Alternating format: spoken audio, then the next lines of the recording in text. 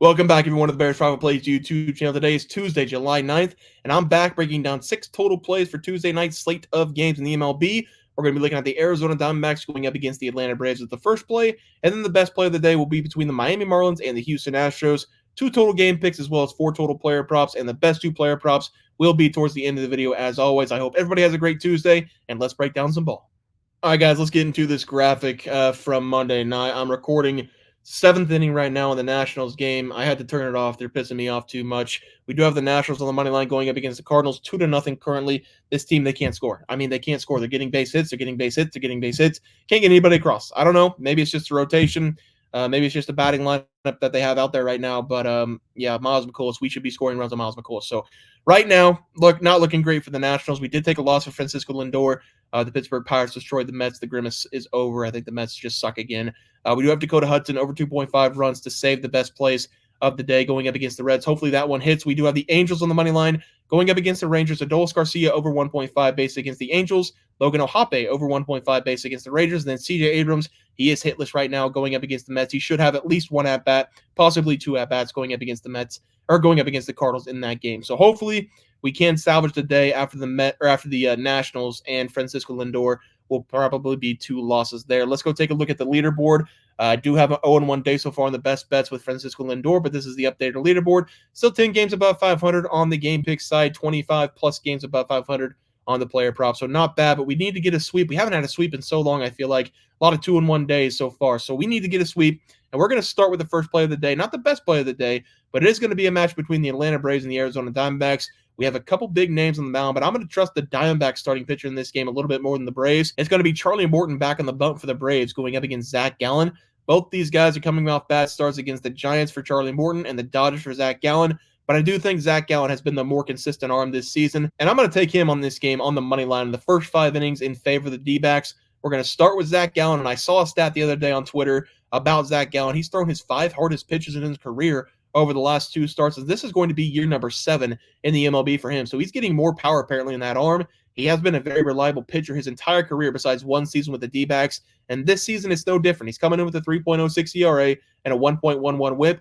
He did get beaten up a little bit against the Dodgers in his last game. He gave up 3 runs, only going 4 innings. But it's the Dodgers. They're one of the best teams in baseball. I do expect him to have a bounce-back start after a very good start against the Athletics 2 starts ago, going 6 innings, giving up just 1 run, striking out 7. The Braves are going to try to counter with Charlie Morton, who's coming in with a 3.96 ERA and a 1.25 whip. He's also coming off a poor start against the Giants, giving up 4 runs on 2 home runs, going just 5 innings in that game as well. Charlie Morton, he's been a lot more inconsistent, in my opinion, than Zach Gallen this season. He's given up 4+ runs in 4 of the last 7 games that we've seen him in. The D-backs are playing some really good baseball right now as well. And I do think with how they're playing lately, they should be able to put up some runs against Charlie Morton and give Zach Gallen some run support. If we do get a couple runs in this game, we should be okay, as I think Zach Gallen will have some success going up against the Braves, who are dealing with a lot of injuries. Give me the D-backs here on the first 5 money line as the play.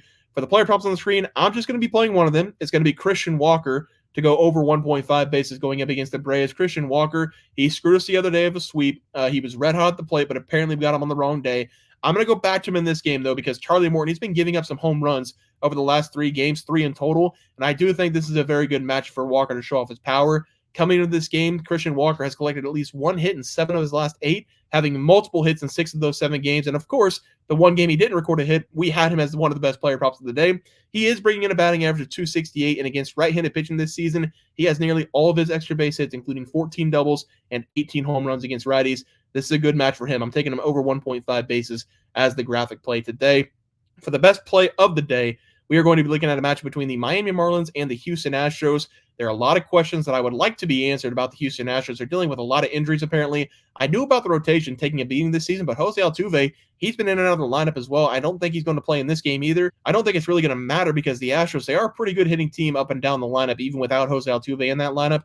I'm going to take them in this game with their ace on the mound going up against one of the worst teams in baseball. Give me the Astros here. Minus 1.5 on the run line as the play. And we are going to start with the Houston Astros pitching in this game. Ronel Blanco, he's going to be back on the mound. He's coming in with a great ERA, 2.53 and a 1.01 whip, having a really good season so far for the Astros. Over the last couple of games, he has been getting beaten up early, but he's been able to settle himself down, giving up just 5 runs over the last 2 games. If we take a look at the last 5 games, he's allowed 1 run or less in 3 of those 5 games. and he has been able to give the Astros a consistent 6+ innings of work. He's also been able to keep the hits to a minimum this season. A lot of teams, they're finding it hard to put the bat on the ball against him. He has given up 4 hits or less in 8 of the last 10 starts, and if you're doing that, you've got a really good chance to succeed in this league. He's been doing a great job limiting the hits. I like him to continue pitching well in this game, going up against one of the worst teams in baseball again. And that team is also going to be throwing out their worst arm in Trevor Rogers, who's coming in with a 4.91 ERA and a 1.60 whip. He's been giving up multiple runs over the last several games, having given up 2+ runs in 7 of his last 10 starts, and he hasn't been able to go very deep in a lot of these games either. He does have some pretty good starts in the month of June, but if we take a look at his entire game log this season, he has done more harm than good for the Marlins.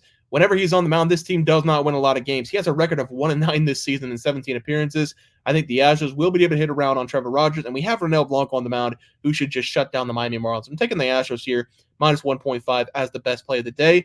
For the player props on the screen, I put up Jake Burger because the announcer the other night on the Marlins walk-off home run said, "Can I have that burger to go?" I thought that was one of the greatest calls I've ever heard in my life, for Jake Burger to hit a home run, a walk-off home run, and then the announcer say that. But I will not be playing him here. I will be playing Jake Myers, though, over 1.5 bases for the Astros. Jake has been asked to do a little bit more in the batting lineup with Jose Altuve out. They put him as high as the 2 spot a couple days ago, and they put him as low as the 8 spot. I'm not sure where he's going to be batting in this game, but he's overdue for a good game for the Astros. He has only recorded 1 total hit in the month of July, and I do expect that to change, getting a favorable matchup against Trevor Rogers. We are going to have the left against right matchup in favor of Jake, and he does have a better batting average against lefties this season, hitting .247. And Trevor Rogers against right-handed hitting, he's had a ton of extra base hits given up, 16 doubles, 3 triples, 8 home runs given up already this year. I like Jake in this game to collect the extra base set. I'm taking him over 1.5 bases as the other graphic play here. For the best props of the day, we are going to start with the batting prop, and I'm going to be taking Jose Ramirez over 1.5 bases going up against the Tigers. This is an easy guy to go to whenever you're looking for a winner because he's so good at the plate. Over the last several seasons, Jose Ramirez has been looked at as one of the best players in baseball, and I do think he's getting a really good matchup in this game going up against Kenta Maeda and the Tigers. Ramirez, he's coming into this game with a .271 batting average. He's collected at least 1 hit in 8 of the last 10 games, and this is going to be probably the best matchup he's had over the last 10 days. Kenta for the Tigers, he's coming in with a 6.71 ERA and a 1.52 whip, and he's given up a ton of hits over the last 10 starts. In his last game against the Minnesota Twins, he gave up 9 runs on 9 hits. He only allowed 1 home run in that game, going up against the Twins in less than 4 innings pitched. If we take a look at the last 4 games for him, he's given up a total of 28 hits, 18 runs, going up against 2 of the worst teams in the league as well, and the Yankees and the White Sox. Jose Ramirez, he is a switch hitter as well, so he's going to be able to pick what side of the plate he wants to be on going up against the righty. And Jose Ramirez, he crushes right-handed pitching, having 15 home runs already this season on the right side. I like him in this game to dominate once again, over 1.5 bases as the play there. For the pitching prop today, we are going to be looking at maybe the best pitcher in baseball to go under 2.5 runs once again. Jake Irvin, he's back on the mound for the Washington Nationals. I will never let this guy pass me by whenever he's on the mound. In the last game, he went up against the same team, the New York Mets. He only gave up 1 hit on his way to a win, going 8 innings. He got a solo shot from Jesse Winker to win that game at the bottom of the 8th. If it wasn't for a fluke hit early in that game, Jake Irvin would have had a no-hitter, and I really wish they would have let him finish the game. But once he got a run on the board, I understand we went to the bullpen. I get that. We had to win the game. In this rematch, I don't see anything changing because he was so dominant in the first game. Again, going 8 innings, he struck out 8 people. He was never in threat of giving up a run. Nobody touched second base for the Mets in that game.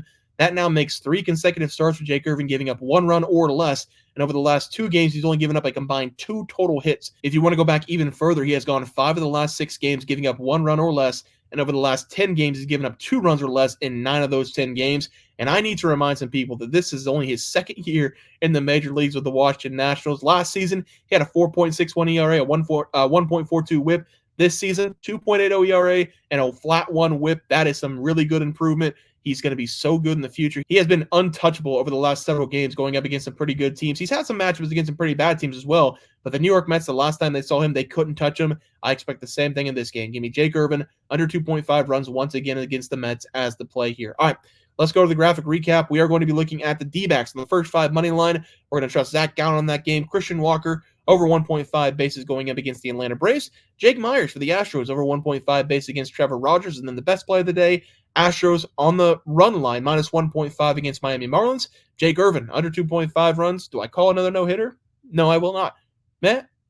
Yeah, no-hitter. Why not? Jake Irvin, no-hitter, under 2.5 runs. Jose Ramirez, over 1.5 bases to round us off against Kenta Maeda and the Tigers, who has been really struggling over the last 10 games. Guys, it's going to do it the MLB picks and props for Tuesday, July 9th slate of games. If you guys enjoyed the content, please sure to drop a like on this video and subscribe to the channel below. See you guys next video, and thanks for watching.